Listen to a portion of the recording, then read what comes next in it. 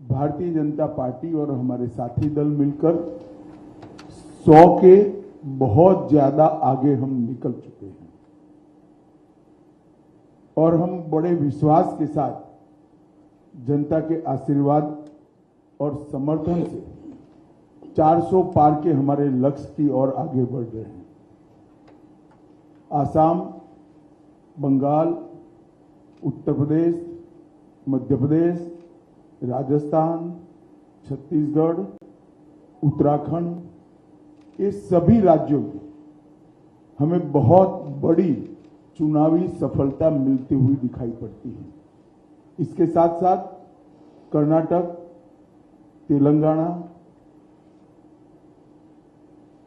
आंध्र, केरल और तमिलनाडु, इसमें से कर्नाटक, तमिलनाडु और केरल, ये 3 राज्यों में मतदान हो चुका है, कुछ बाकी है, परंतु जो शुरुआती ट्रेंड मिले हैं, दक्षिण भारत में भी भारतीय जनता पार्टी को बहुत अच्छा रिस्पांस मिल रहा है और इसके कारण हमारा 400 पार का लक्ष्य हम निश्चित रूप से सिद्ध करेंगे, ये हम सबका विश्वास बना है। मित्रों, आप जैसे जानते हैं, कुछ दिन से कांग्रेस पार्टी ने हमारे 400 पार के लक्ष्य को ट्विस्ट करना शुरू किया है।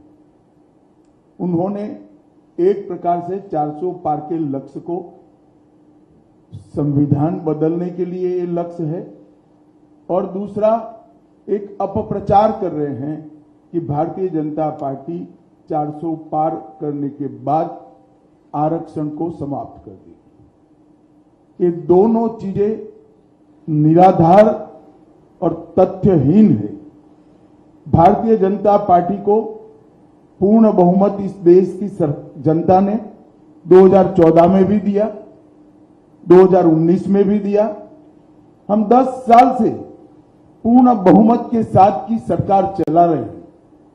हमने पूर्ण बहुमत का उपयोग कांग्रेस की तरह इमरजेंसी डालकर लोकतंत्र का गला घोंटने में नहीं किया।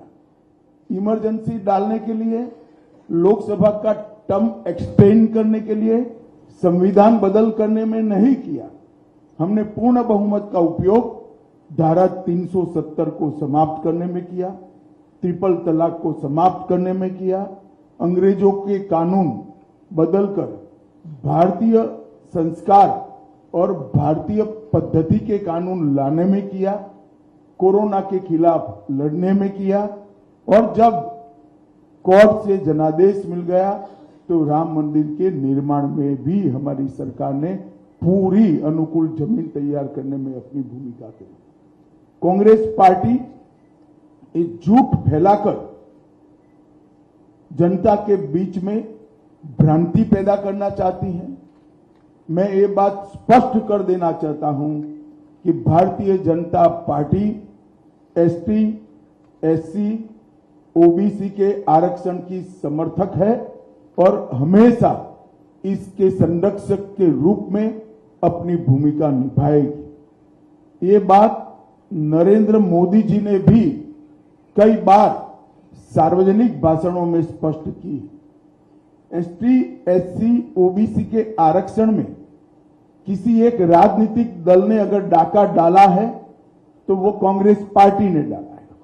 सबसे पहले उन्होंने संयुक्त आंध्र प्रदेश में मुसलमानों को रिजर्वेशन दिया। वो रिजर्वेशन के कारण ओबीसी का रिजर्वेशन कटा। उसके बाद में कर्नाटक में रातों रात कोई सर्वे के करे बगैर, पिछड़ापन तय करे बगैर सारे मुसलमानों को ओबीसी कैटेगरी में डालकर उनके लिए 4% का कोटा रिजर्व कर दिया। इससे भी पिछड़ा वर्ग का रिजर्वेशन कटा है। भारतीय जनता पार्टी स्पष्ट रूप से मानती है कि धर्म के आधार पर आरक्षण संविधान सम्मत नहीं है, गैर संवैधानिक है। और जब भी इन राज्यों में हमारे पास अधिकार आएगा, हम ये धर्म के आधार पर लादे गए आरक्षण को समाप्त कर एसटी, एससी और ओबीसी को हम न्याय दिलाने का काम करेंगे।